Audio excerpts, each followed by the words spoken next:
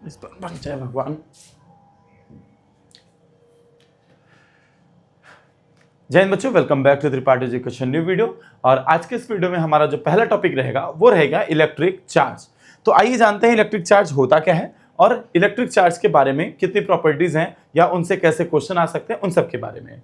तो जैसा कि आप यहाँ पे डेफिनेशन देख रहे होंगे कि electric charge is the fundamental property of a matter that cause it to be experience a force when placed in an electromagnetic field. हम इस चीज को समझते हैं, ये क्या कहना चाह रहा है।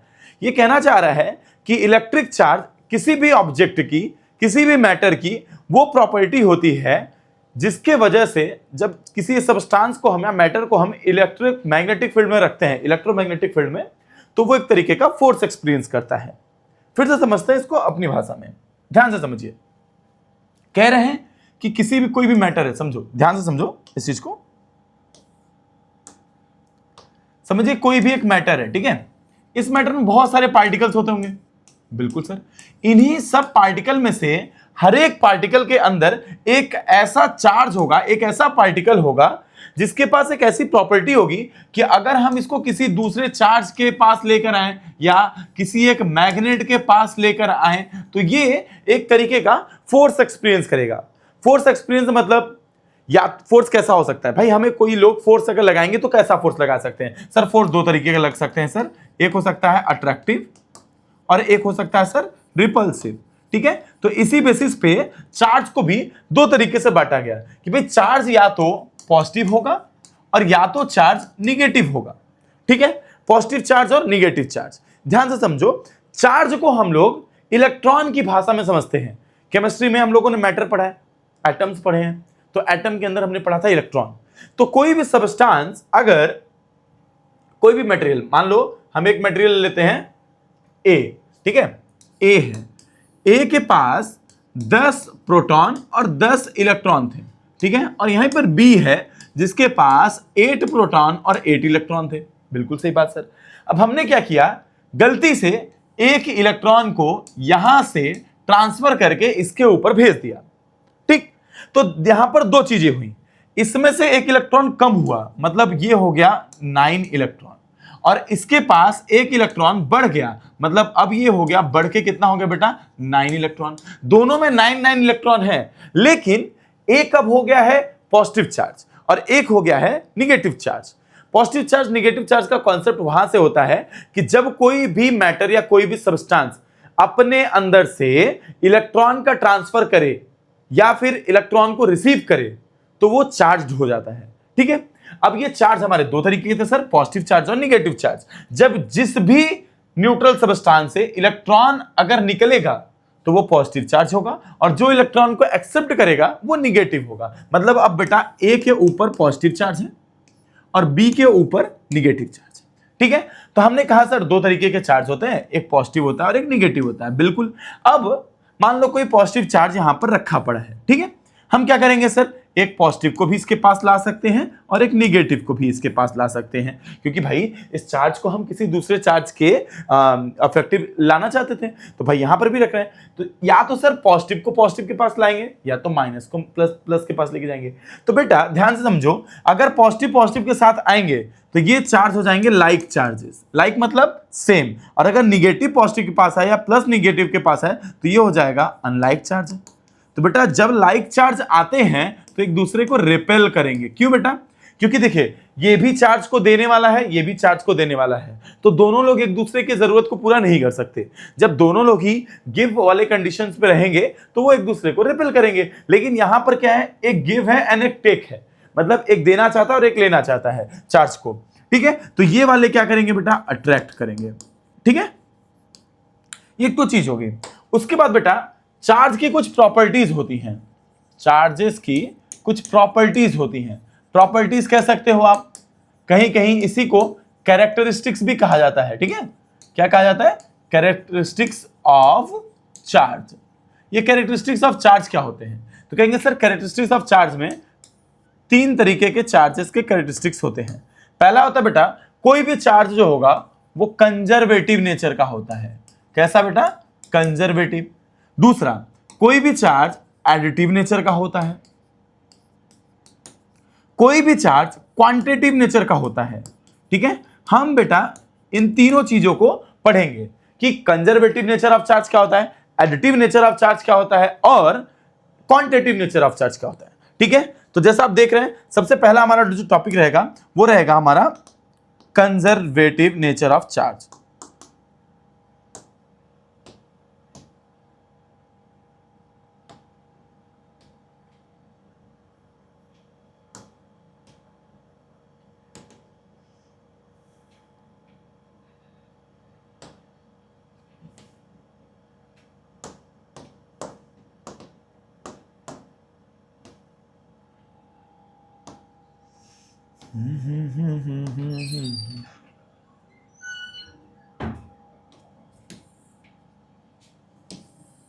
ठीक है, पहला जो टॉपिक है बेटा वो हमारा क्या है, conservative nature of charge. Conservative nature of charge का मतलब क्या है, कहेंगे बेटा कि चार्ज जो होती है, charge is always conserve, charge is always conserve. Conserve का मतलब क्या है, अगर हम कंजर्व का मतलब समझें तो कंजर्व का मतलब होता है बेटा बचाना।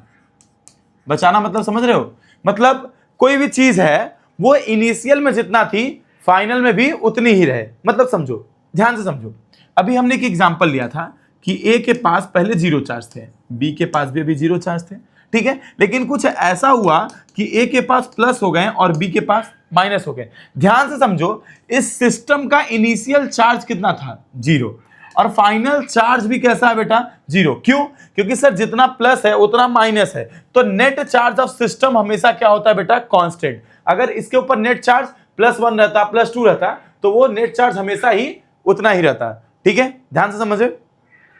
तो कंजर्वेटिव नेचर ऑफ चार्ज क्या कहेगा, कहेंगे कंजर्वेटिव नेचर ऑफ चार्ज में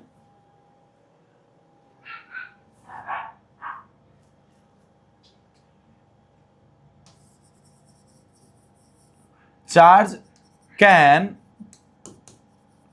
neither be create nor be destroyed. बात समझ रहे हो, क्या कहना चाह रहे हैं हम कि सर चार्ज को ना ही हम क्रिएट कर सकते हैं ना ही डिस्ट्रॉय कर सकते हैं। It just transfer from one body to another.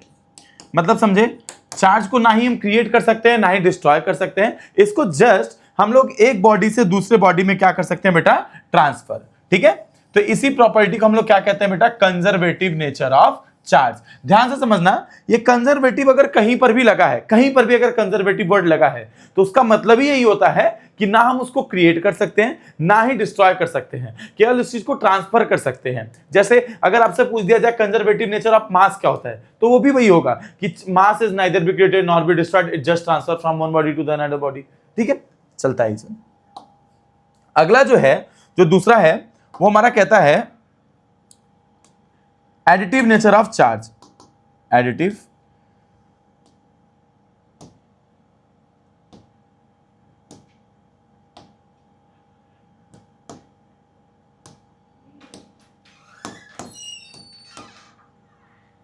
ठीक है, अगला हमारा जो है वो एडिटिव नेचर ऑफ चार्ज है। ठीक, इसको थोड़ा सा बड़ा कर लेते हैं।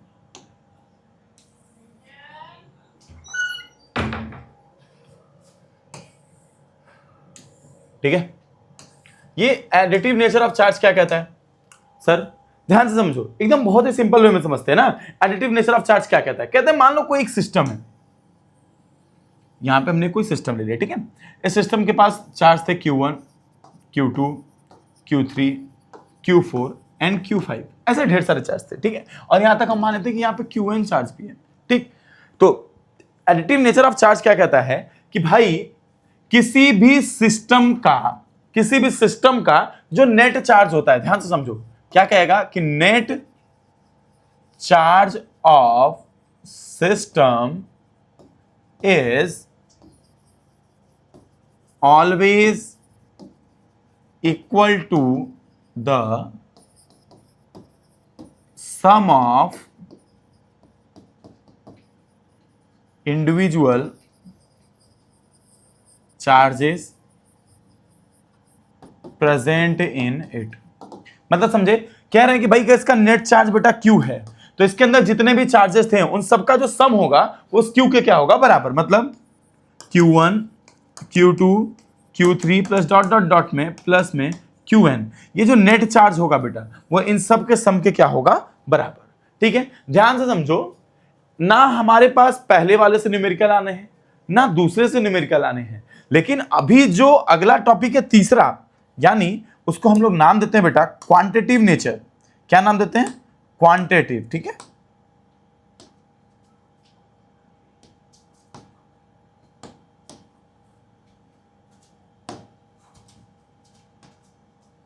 क्वांटिटेटिव, सही है।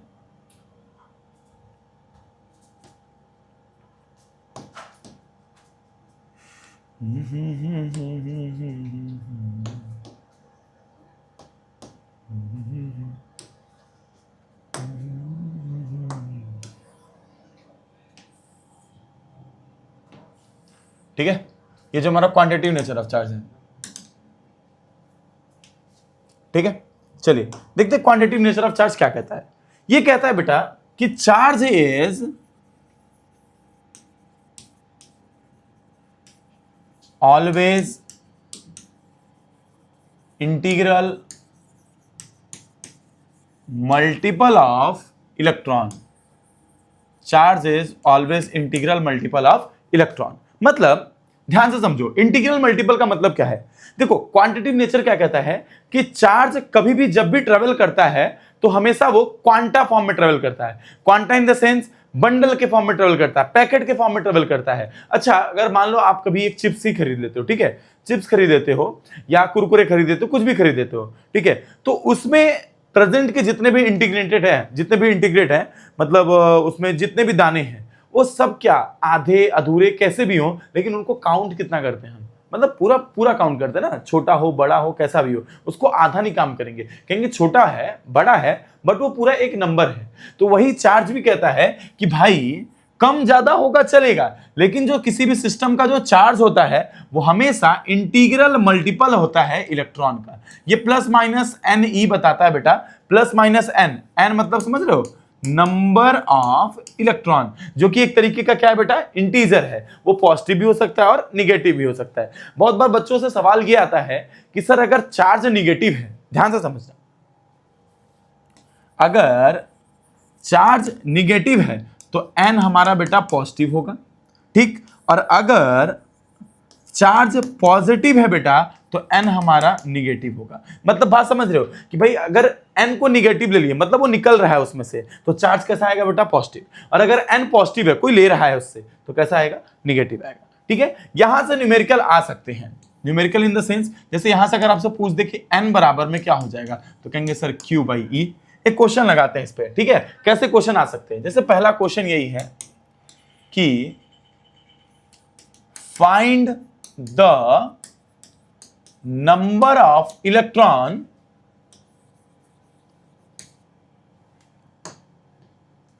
Transfer from one body to another, transfer during 1 coulomb from one body to another। मतलब समझ रहे हो मैं क्या कह रहा हूं कि मान लो कोई एक ए ऑब्जेक्ट था, इससे बी पर 1 कूलम चार्ज ट्रांसफर हुआ है, तो पूछ रहा है कि बताइए भाई टोटल नंबर ऑफ इलेक्ट्रॉन्स कितने ट्रांसफर हुए होंगे। तो सर बिल्कुल वही वाला फॉर्मूला, Q बराबर में होता है बेटा प्लस माइनस एन ई। हमें नंबर ऑफ इलेक्ट्रॉन पूछा है तो N बराबर में क्या हो जाएगा बेटा Q बाई ई। बिल्कुल सही सर। अच्छा, Q की वैल्यू कितनी है सर 1 कूलम है, ठीक है। इलेक्ट्रॉन की वैल्यू कितनी होती है सर 1.6 इंटू 10 के पावर माइनस 19 कूलम। कूलम से कूलम कट जाएगा, ऊपर जाएगा बेटा, ध्यान से देखो, पॉइंट हटेगा तो कितना आएगा 0 आएगा, 10/16 इंटू में 10 के पावर 19 कितना आएगा बेटा, 2 से काटेंगे 5 बार, 2 से काटेंगे 8 बार। अगर इससे डिवाइड कर दें, ठीक है, तो सर पॉइंट तो जाएगा, पहले बात पॉइंट तो 50 आएगा, 8 छक 48, 2 0, 8 2 16 और 4, ठीक है, इनटू में आ गया बेटा 10 के पावर 19। तो क्या इसको ये लिख सकते हैं हम लोग 6.25 इंटू 10 के पावर 18, ठीक है। इतने इलेक्ट्रॉन्स जो होंगे बेटा वो ट्रांसफर होंगे। अच्छा, 1 कूलम में इतने हो रहे हैं तो 2 कूलम में कितने होंगे?